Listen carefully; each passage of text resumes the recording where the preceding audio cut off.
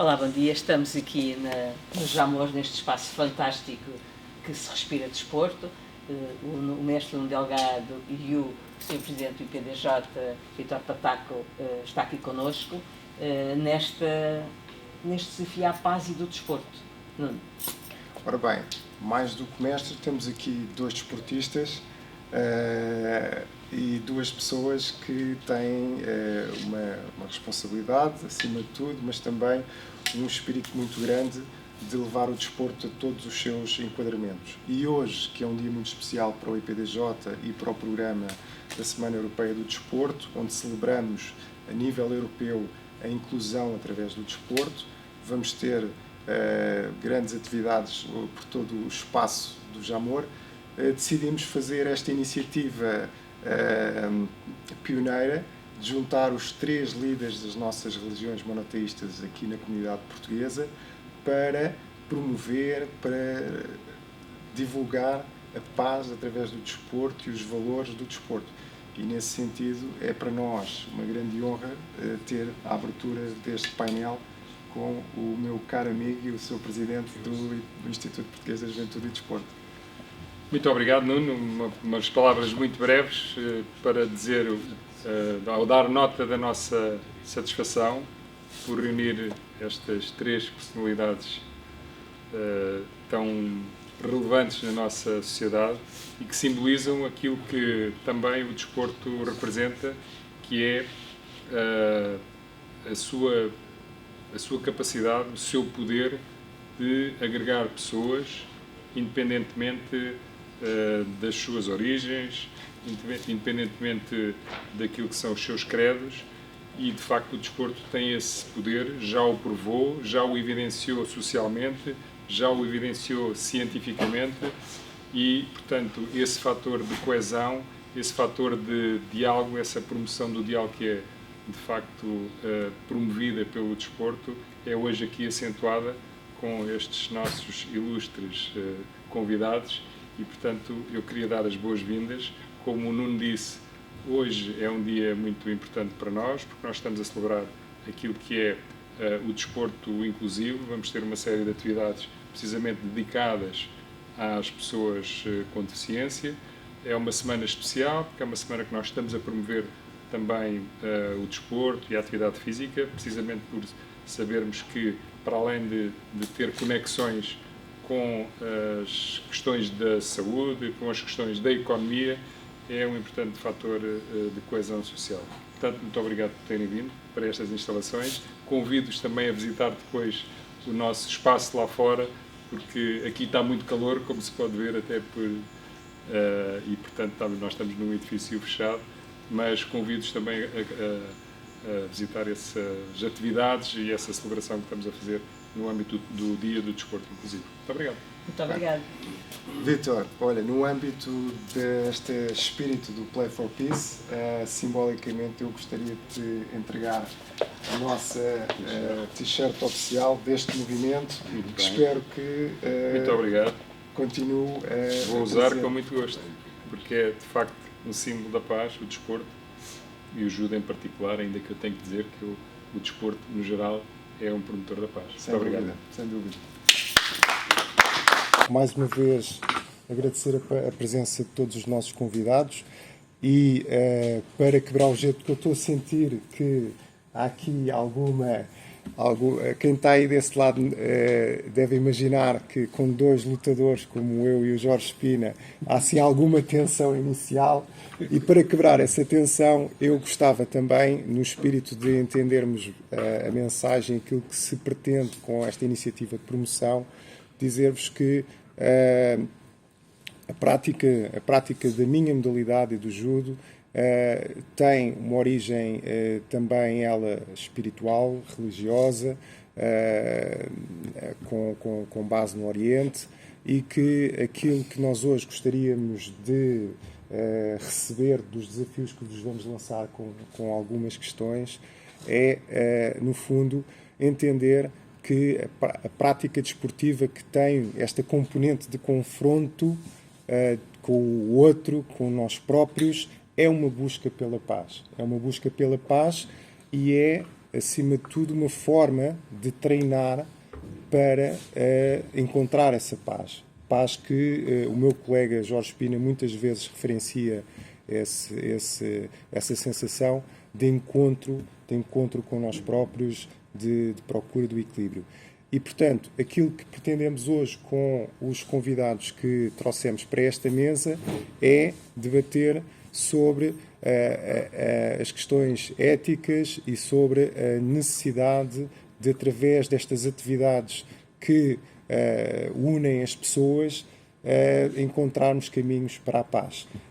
E, nesse sentido, gostaria de lançar aqui o primeiro desafio à pessoa que mais tem trabalhado este tema em Portugal, o professor José Lima, que, para além dos seus estudos e a investigação que faz nestes campos do desporto e da ética e da relação com a religião, é também o nosso provedor da ética para o desporto.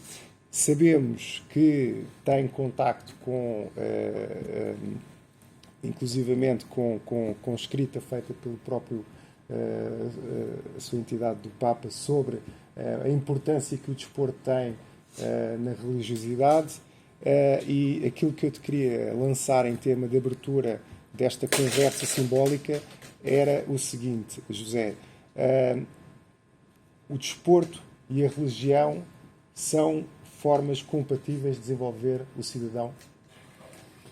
Primeiro, obrigado pelo convite, também saudar todos os participantes da mesa e dizer que é sempre também com alegria que participo neste tipo de encontros, porque não são muito, digamos, comuns, aliar a religião, a ética e também o desporto. E eu acho que vamos ver, eu acho que ao longo deste encontro vamos ver que realmente estes temas interligam-se e têm muito se comunicam entre si, sem dúvida. E, portanto, eu acho que sim, o desporto, como uma atividade humana que tem um conjunto de valores que, digamos, a escola do judo e o desporto desenvolvem, exercitam, e que também, no fundo, são esses valores que são transmitidos pelas grandes religiões.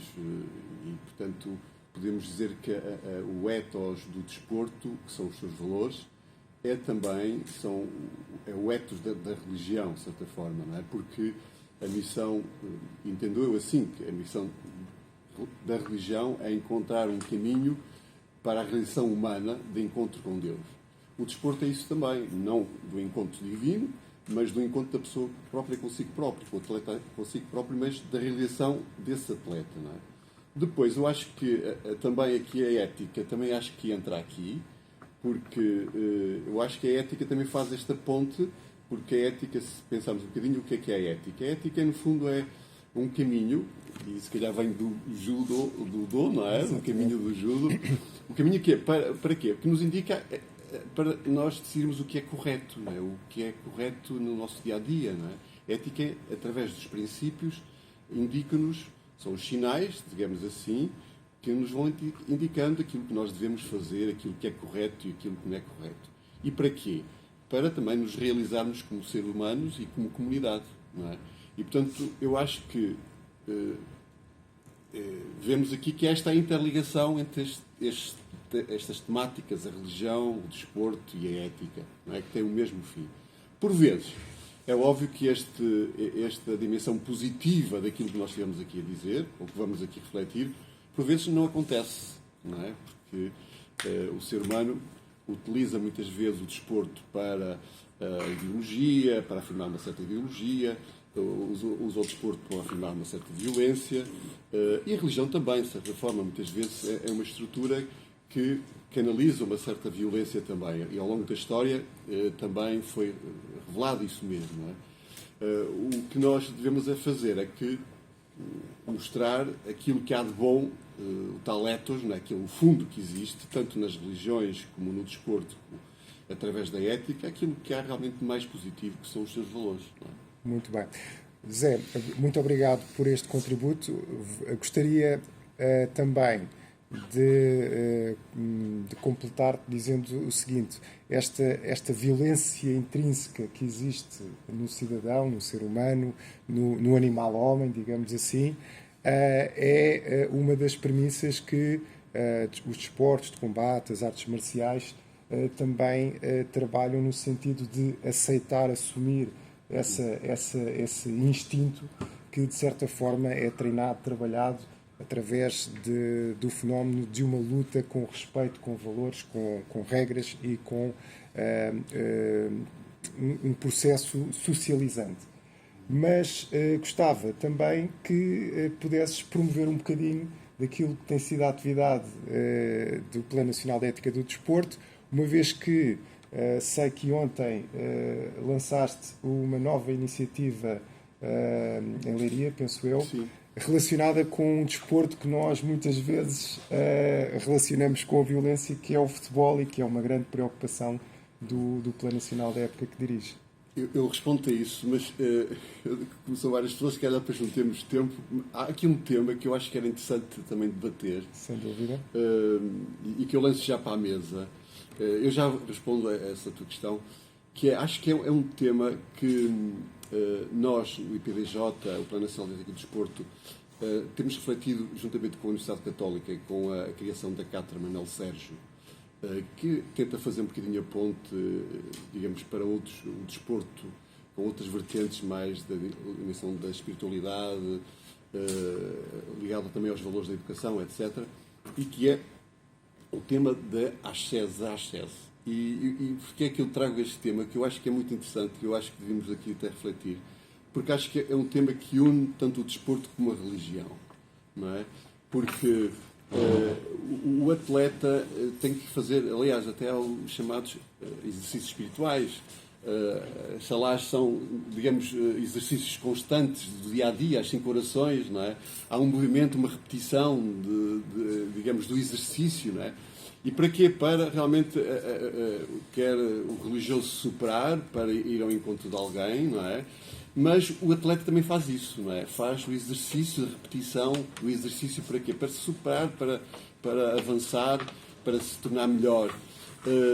E este acho que é um tema muito engraçado, porque realmente é um elo que liga tanto o desporto como a dimensão religiosa, que é a tal ascese, não é? Do exercício, da necessidade do exercício, do hábito, da repetição, como alguma coisa que nos ajuda também a superar as nossas dificuldades, os nossos limites, não é?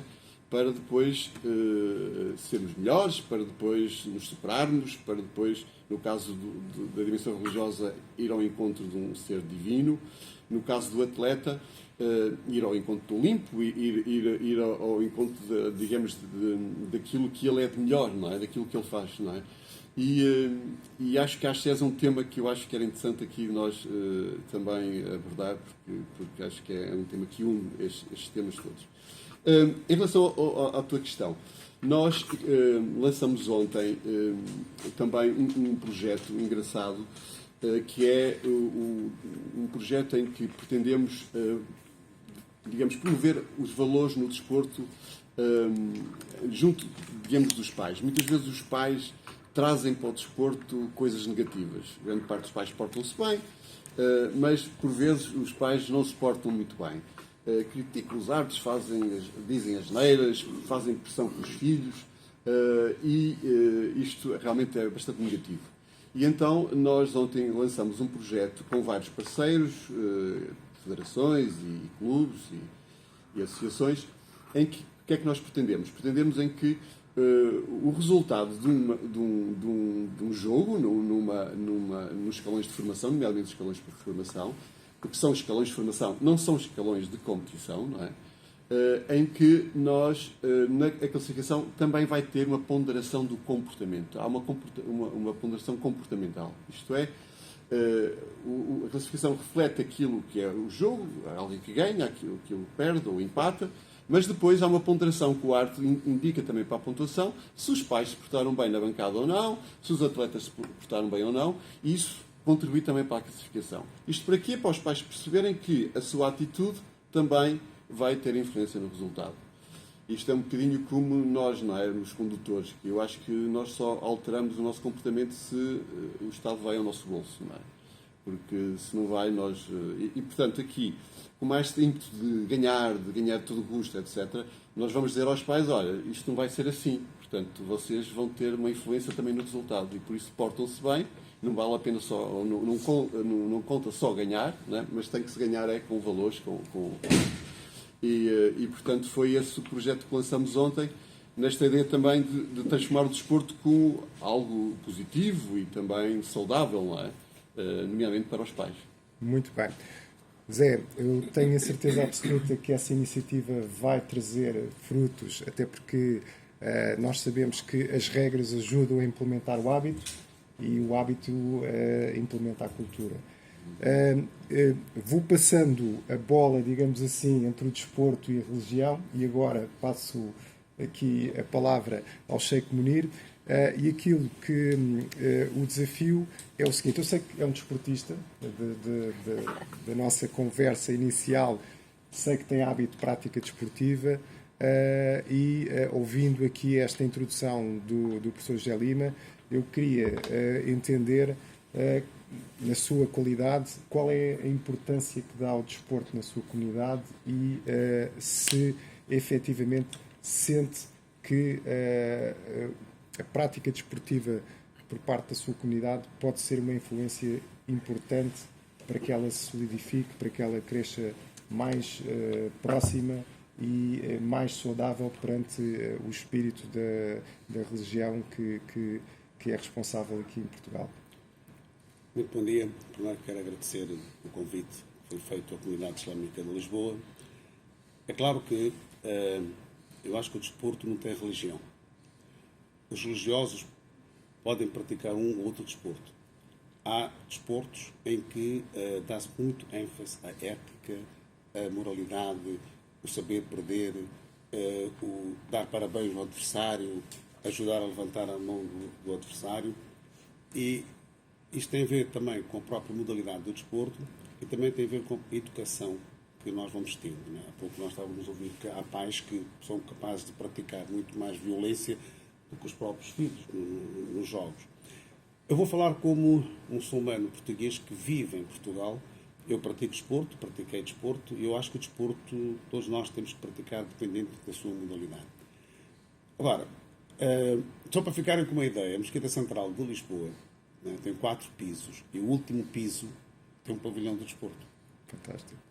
Portanto, nós, para sub-16, sub-18, futsal, vôlei, basquete, handball, tudo aquilo que seja indoor. Né?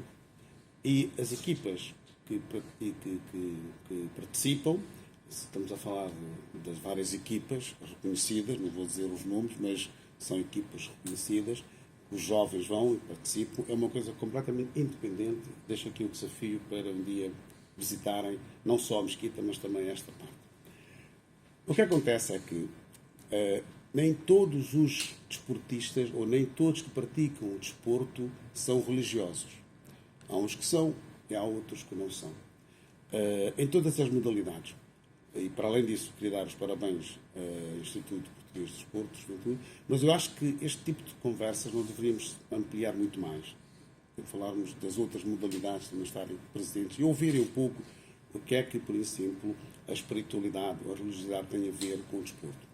Então, como é que eu vejo, por exemplo, eu sou de Sporting, ok, confesso, não sou radical, não sou fanático. Eu digo isto porque quando o estádio de Alvalade 21 foi inaugurado, o padre Melícias convidou todas as confissões para irmos abençoar o estádio. Ele tinha a posição que tinha na altura, então convidou um judeu, convidou um católico, ele é católico, né, franciscano, convidou um muçulmano, convidou um hindu, convidou um budista, mas aquela cerimónia tinha que ser tão rápida, eu primeiro disse que cada um tinha 5 minutos, depois disse que cada um só tem 5 segundos. Eu, no fim, disse ao padre Melícias, com todo o respeito, disse ao padre, assim Sporting não ganha. Quer dizer, o que nós notamos, muito sinceramente, no desporto português, né? E também um pouco fora, nós notamos infelizmente, esta semana, uma criança de raça negra, africana, criança, quando estavam a distribuir as medalhas, não lhe puseram na altura. Uma criança, não sei se viram, isto ficou muito viral. O que é que ela não deve ter sentido? A pessoa que estava a colocar a medalha colocou a todas as crianças, mas ela estava no meio, quando chegou a vez dela, ignorou, passou para o... E ela, a ver a senhora, e via-se pela cara, é uma criança. Como é que ela poderá crescer num ambiente assim de racismo, ou seja o que for? Do outro lado, nós também vimos alguns gestos. Por exemplo, quando um jogador não muçulmano, quando marca um golo, ele faz o sinal da cruz. Agradecimento. Quando entra no campo, faz o sinal da cruz. Tudo bem. É a forma dele de estar com o divino. O muçulmano, quando marca golo, é capaz de prostrar, levantar as mãos. É uma forma de... Eu acho que nós não poderemos discriminar um nem outro. Percebe? Agora, também já vimos muita fraternidade. Isto aconteceu no mês de Ramadão. Porque nós ao Porto Sol quebramos o jejum. Imaginemos o Porto Sol é às 8h15 e o jogo começa às 8. Então o treinador deixa ele jogar, né? Porque às 8h15 ele vai quebrar o jejum. Já vi jogadores não muçulmanos a tirarem a bola para fora, tipo preparar o jogo, e ele dá uma tâmara, uma coisa para ele comer e depois continua o jogo. Então, esses pequenos gestos, né, faz com que a pessoa sinta-se mais dedicada ao desporto. Do outro lado, nós também sabemos que os treinadores que nós temos, alguns, valem-me Deus, né? Quer dizer, nem sequer respeitam a equipa adversária, independente de ser ou não ser muçulmano. Há muçulmanos jogadores em Portugal? Há muçulmanos que frequentam a mesquita de Lisboa? Mas não todos. Nós vamos às casas das pessoas para virem à mesquita. Há jogadores que eu conheço, há jogadores que eu não conheço. Eu, pelo menos, não conheço jogadores do Benfica. Não, eu digo isso, nem do Sporting. Agora já. Por exemplo, há um jogador turco que joga no Benfica. Ele costuma vir à mesquita. Então, os benfiquistas, sabe, a nossa comunidade também está dividida. Temos benfiquistas, sportinguistas, alguns portistas. Né? Mas a nossa comunidade também está dividida. É quando há grandes jogos, quando há derby, nós muitas das vezes colocamos ecrã gigante na mesquita. Para as pessoas virem assistir o jogo, para conviverem, depois fazemos a pausa para a oração, depois continuamos o jogo. E há pessoas que me pede a Deus para o Sporting ganhar. Ontem o Sporting jogou e ganhou. Eu, na oração das 6h30, eu tenho um sportinguista, nós olhamos um para o outro, com calma, Sheik, com calma. Este ano pode ser nosso. Então, isto tudo é para dizer o quê? Estamos envolvidos, nós estamos inseridos, nós fazemos parte disso. Agora, não gostamos que haja violência, seja de que equipa for, seja muçulmano ou não muçulmano. Só para finalizar esta parte. Eu não concordo, por exemplo, quando a equipa do Irão joga com a equipa de Israel. Então não há jogos. Porquê? Aí a política às vezes é tão suja que interfere. São atletas. E ninguém está aí a pregar Islão, nem está aí a pregar judaísmo. Por acaso, calhou. E não, a equipa do Irão, por exemplo, não joga. É claro que se eu disser isso do Irão, é complicado. Sem dúvida. Sem dúvida. Mas, só para finalizar, que há algumas bocas que alguns comentadores dão quando o jogador é muçulmano, não fica bem. Porque vê-se um desrespeito total. Portanto, nós aqui fazemos com que o desporto seja o elo de ligação, independentemente da crença que a pessoa possa ter, da cor que a pessoa possa ter. Nós antes, só para finalizar mesmo, 1 minuto, nós antes recebíamos jogadores estrangeiros, muçulmanos, Marrocos, Argélia, Irão, temos o Sr. Taremi, há quem diga que ele não aprendeu a nadar, agora já sabe dar mergulhos, depois pede desculpa, depois temos alguns outros jogadores. Hoje já temos nossos muçulmanos que nasceram em Portugal e que já estão-se a tornar profissionais. Né? E é bom porque há muitos muçulmanos em várias modalidades. Várias. Como eu disse, que nós praticamos desporto na mesquita e fazemos torneio intercomunidades comunidade hindu, comunidade islâmica, comunidade ismaili, portanto, intercomunidade. E, quem sabe, um dia não haver, por exemplo, entre os padres, os imãs, os rabinos, fazer assim uma equipa, tem que ser aqui o Jamor. Ora bem, Fica aqui o desafio. Fica aqui o desafio. é um ótimo desafio. Aliás, até devo confessar que numa destas iniciativas organizadas pelo professor José Lima já se falou nesse tema. Até foi na altura o líder da comunidade Mormon, na possibilidade de um dia haver uns jogos desportivos interreligiosos, porque na verdade, de acordo com aquilo que aqui expressou, há muita ignorância em relação ao desconhecido, ou seja, há muitas pessoas que não conhecem os hábitos, as tradições, os rituais do outro e que por essa ignorância acabam por ter estes comportamentos de autodefesa que são altamente discriminatórios e que é aquilo que se deve preservar no desporto, não deixar que as taras da sociedade influam nesta atividade que é tão pura e que permite ligar os povos. Eu agora gostaria de passar a palavra aqui ao meu lado ao Rabino para partilhar consigo uma história que não sei se tem conhecimento, mas que gostaria muito de lhe partilhar. Em Israel existe um projeto chamado Judo for Peace, que tem feito um trabalho comunitário muito importante de relacionamento entre jovens e crianças palestinas e judaicas e que vai estar no Campeonato da Europa de Judo que se vai realizar em Montpellier, na França, como um prémio desta atividade que tem acontecido ao longo dos últimos anos e que já levou a que esse exemplo tenha sido materializado em outras culturas, como na Síria, como na América do Sul também já temos projetos de Play for Peace e, portanto, pegando neste exemplo que partilho aqui convosco, gostaria também de ouvir um pouco se na sua comunidade o desporto tem tido este papel unificador e de juntar, digamos assim, a sua comunidade e de promover ações desportivas dentro da comunidade judaica. Okay, you'll have to forgive me. I'm going to speak in English. No problem. Okay. No problem.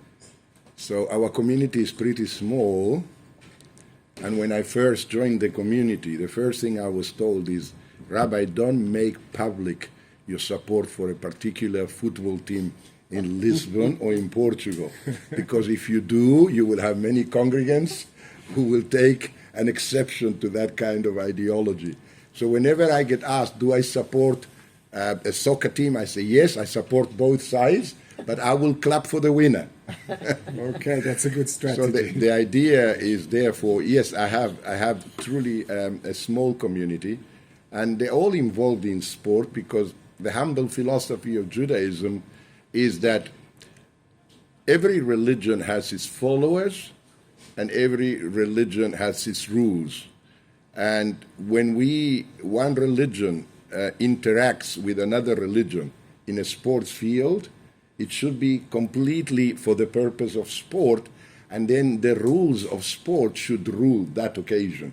So whilst you maintain your religious faith and your religious regulation, everyone should abide by the rules of the sport event under which we are playing. And that has what we call a bridging element that cannot be destroyed. So sport should have an element of bridging religions. And as much as we religious leaders want to represent religion to the open world as a way of peace and tolerance and acceptance, I do tend to agree with my Muslim brother in that sometime in the world arena, the smaller religions are not so easily tolerated when they express a religious expression in the sports field. And they should grant that ability in terms of we tolerate each other's religion more than tolerate. We embrace each other's religion. We understand that we are different. All the colors in a rainbow are different, but all together make one rainbow. And that's the creation of God. And so if each religion represents a color in that rainbow, sport should be the rainbow itself. And when we have that tolerance, then it means every color has an element of uniqueness, and that contribution of uniqueness is what we should aim for. It is true that Israel tends to reach into the sports field in order to create peaceful relationship.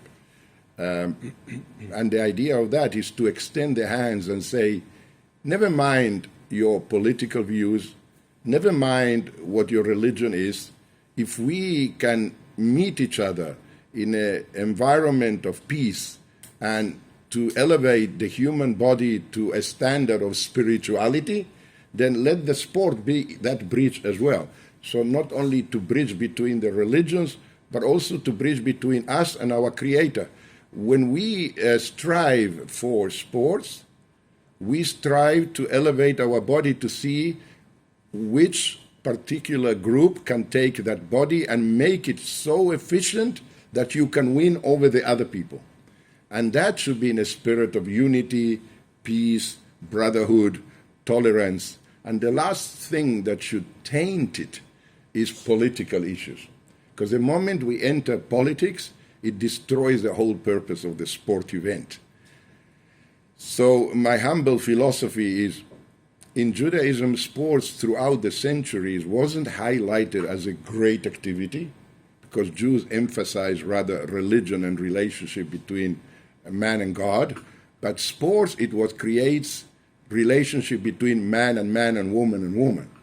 And that should be the most important bridge that should never be tampered with, should never be politicized, and it should reach across all the bridges of all the nations and say, we are here to show that we are created in the image of God. Let's take this physical image and see how high we can develop it in order to win over one another, but in an environment of non-aggressiveness. Of course, some sports have a little bit of aggression in it. Judaism doesn't condone that one human should hurt another human. It does happen, but that's not the aim necessarily. In most sports is to make the human body supreme and reach a level of development that you can compete with other nations. So Judaism wouldn't encourage, for example, it would encourage judo because it has very strict rules and very limited rules. But boxing, because we damage each other's body, it wouldn't always be condoned by our religious faith. So if it's any other sport such as swimming, judo, running, cycling, all of those sports that have no great aggressive element, Judaism will encourage all its followers not only to practice the sport, but to share it and to create an environment of competition and to reach out in a sport way when we are the losers and reach out in friendship and say, you deserve it, you work harder than we did, and you achieved the greater success. Exactly. So, é ponto muito bem esclarecido e muito interessante. Muito obrigado pelo seu contributo.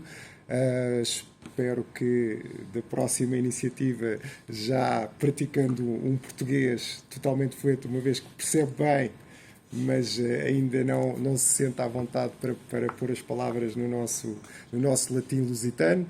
De qualquer maneira, eu gostaria também de lhe dizer que, apesar de ser mais pequena a comunidade judaica em Portugal, é muito bem recebida e tem feito um trabalho excepcional. Eu próprio posso dizer que tenho participado em diversas ações lideradas pela Embaixada e também pela sua comunidade, e ficam as portas abertas para continuarmos a promover este intercâmbio religioso, cultural e, obviamente, desportivo.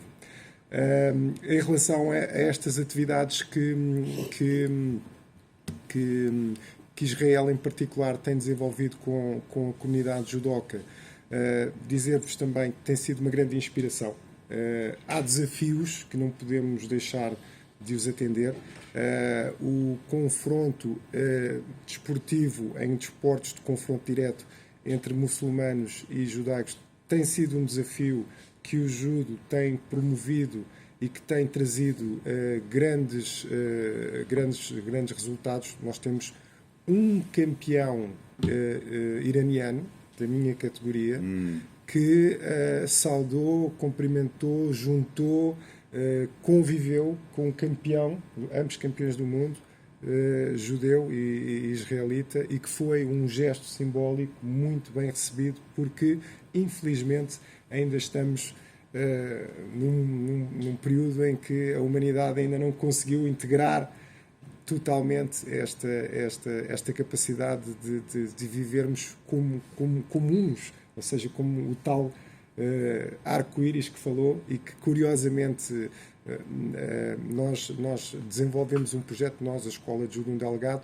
que utiliza exatamente o símbolo do rainbow, do arco-íris, para que as crianças possam interagir umas com as outras, sentindo-se todas uma só.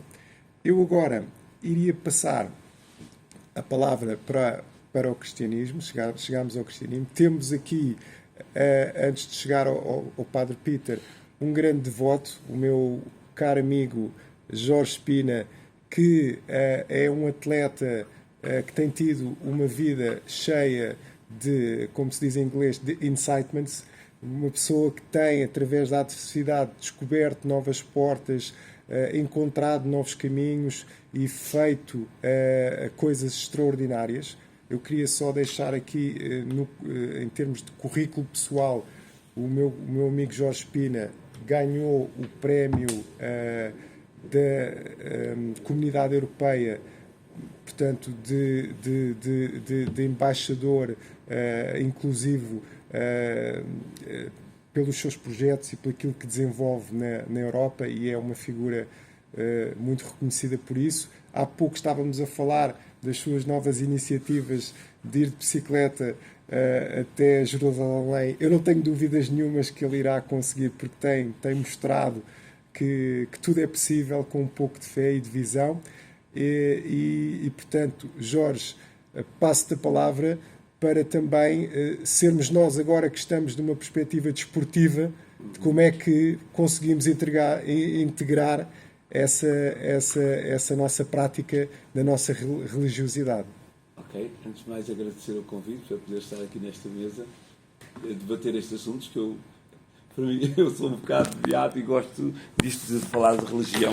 Religião, para mim, é mais do que o nome do judaísmo ou cristianismo ou islamismo. Para mim, a religião, eu digo assim, é a unicidade entre todas elas.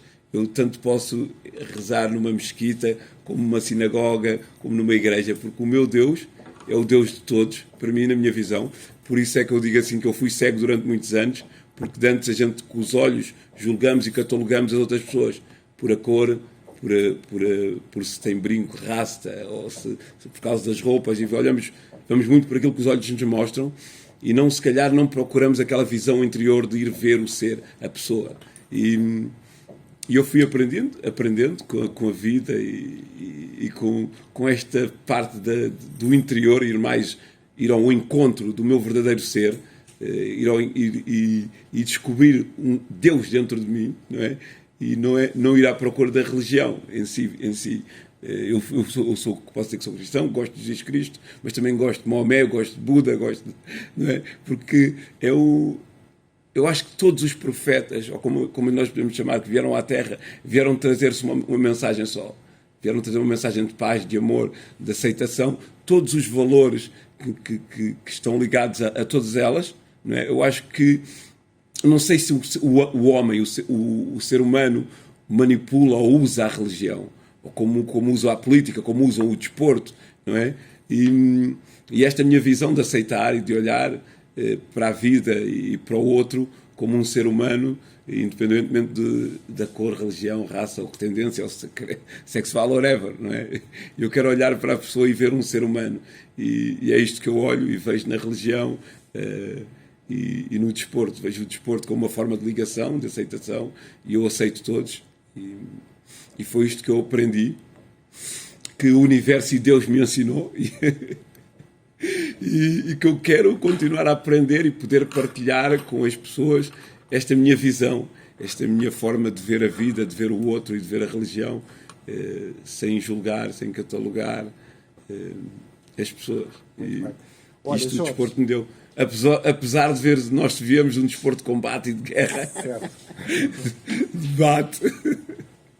certo. Mas olha, falando de desporto, tu tens uma academia, uma academia Jorge Pina, com o teu nome, Sim. que funciona em Marvila.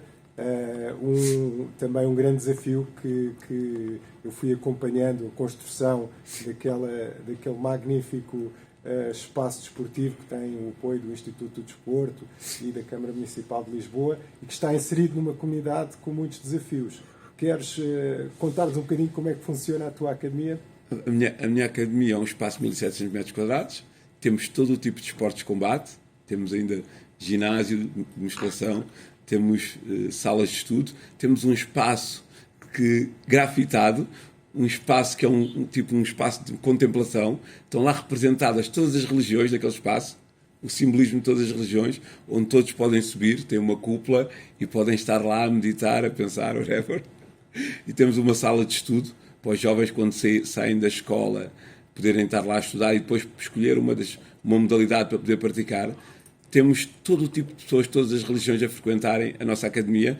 Temos refugiados de todas as religiões, temos pessoas de etnia cigana, temos pessoas de LGBTs a treinar lá, temos tudo, porque a associação, quando foi criada, criámos 3 pilares: inclusão, harmonia e paz. E a inclusão é incluirmos e aceitarmos todos. A harmonia é estarmos em harmonia também todos. E a paz é encontro da paz. Como dizia o mestre espiritual Sri Chinmoy, não é ausência de guerra, é encontrarmos a nossa paz interior. E se conseguimos encontrar essa nossa paz interior, conseguimos espalhar essa paz às pessoas e a todos que estão à nossa volta.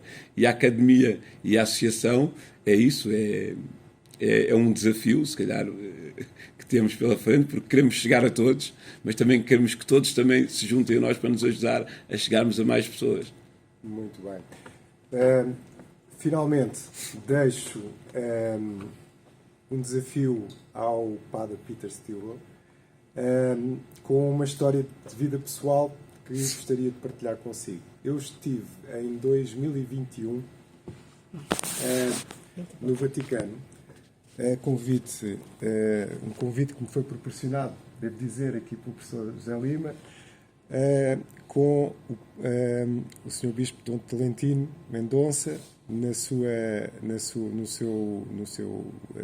escritório da Biblioteca do Vaticano. Na altura ainda era ele o responsável pela biblioteca, a falar exatamente sobre desporto. Lisboa era a capital europeia do desporto na altura e, curiosamente, o Dom Tolentino iria ter uma entrevista que ficou muito famosa com o treinador José Mourinho, que era o treinador e é atualmente o treinador de Roma. Foi uma conversa muito profícua, 1 hora muito íntima e de grande abertura, onde falámos sobre treinar. A importância e a interação que existe entre o treinador desportivo, que tem a sua comunidade de jogadores, de atletas, de equipa e que os forma para a vida, e aquilo que também é o papel do pastor, do responsável de uma comunidade que todos os dias não vão aos treinos, mas vão às suas cerimónias, e que é feito uma prescrição, não é de treino desportivo, mas é uma prescrição para a vida com determinados hábitos que são praticados diariamente e que vão crescendo para se atingir a tal ascese que o José Lima já lançou aqui para a conversa.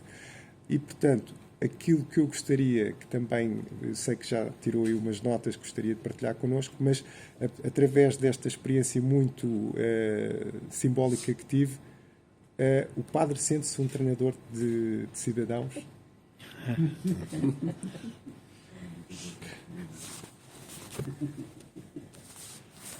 Primeiro queria agradecer, também como os meus outros colegas aqui da mesa, agradecer ao Nuno e à à sua European Week of Judo, este convite para virmos aqui falar sobre esta questão da ética e do desporto, e o desporto para a paz.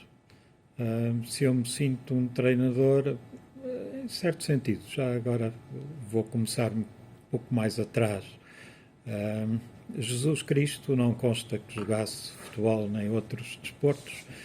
No tempo dele, como já explicou o Rabino Suíça, o judaísmo não abraçava a questão do desporto. É preciso lembrar que havia dois grandes modelos de desporto no tempo, que era o desporto grego, que valorizava muito o corpo humano e tinha como costume que esse desporto devia ser praticado nu. E isso era qualquer coisa que chocava a sensibilidade bíblica. Aliás, foi uma das razões pelas quais os macabeus se levantaram contra o Império Seleucida, porque o Império Seleucida procurou impor aos judeus o helenismo e as práticas helénicas, e até criaram um estádio em Jerusalém para haver desporto. O outro tipo de desporto era da violência, portanto, que encontramos mais, talvez, na tradição romana, mas que encontramos também na tradição minoica da luta contra os touros, não é? Que ainda sobrevive nas nossas touradas, em que a multidão em volta se entusiasma ao ver as pessoas a lutar, ou com animais, ou uns com os outros, até à morte. E, portanto, esses dois tipos de desporto não eram atraentes para uma tradição bíblica que valoriza, como dizia o Rabino Suíça, a pessoa humana como imagem e semelhança de Deus, portanto, criado à imagem e semelhança de Deus. Portanto, onde é que nós podemos abordar então a questão do desporto hoje em dia? Ela emerge e é recuperada quer na tradição francesa, quer com Coubertin, e depois e também na Grã-Bretanha. Curiosamente, eu associo um pouco à questão do desenvolvimento militar e administrativo dos dois países. Portanto, o desporto era a maneira nas escolas de criar sentido de equipa entre as pessoas.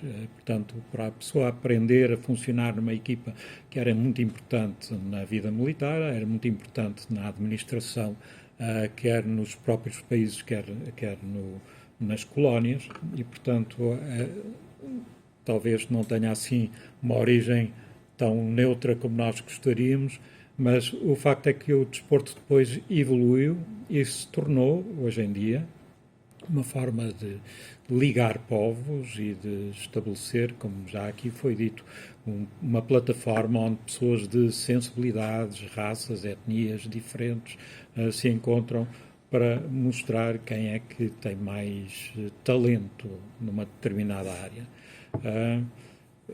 A ética, desculpem-me fazer um desvio, eu iria a um texto que eu encontrei em Martin Heidegger, um filósofo, em que ele vai às origens gregas da palavra ethos e diz que tem a ver com a ideia de desbravar um terreno para criar um espaço habitável.